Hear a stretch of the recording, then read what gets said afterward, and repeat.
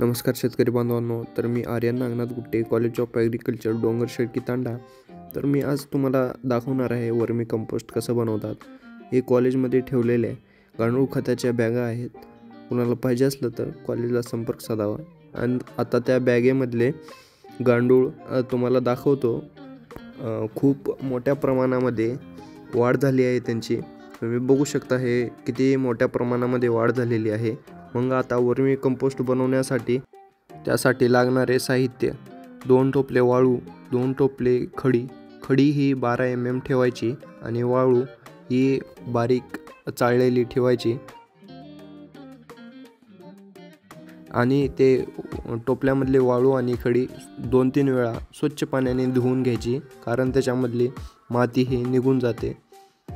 मग आता सुरुवात झाली वर्मी कंपोस्ट बनवण्याची प्रक्रिया. तर आता एक टोपलं घ्यायचं 100 लिटरचं आणि त्यामध्ये अगोदर वाळू टाकायची, मग खडी टाकायची.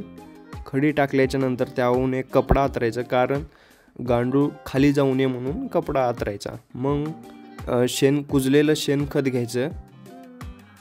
हे बघू शकता आता एक कपडा आतरत आहे.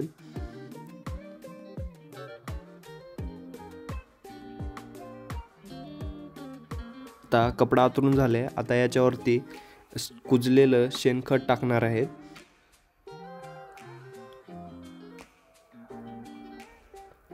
बघू शकता कुजलेलं शेणखत त्या बाथटबच्या लेवलच्या थोडं कमी टाकायचं, कारण त्याच्यावरती दगड 5 सेंटीमीटर वाळू नेट FOM नंतर शेणखत टाकल्याच्यानंतर वरी पसर करून घ्यायचं. मग नंतर गांडूळ आणून टाकायचे त्याच्यामध्ये. मग झाला वर्मी कंपोस्ट.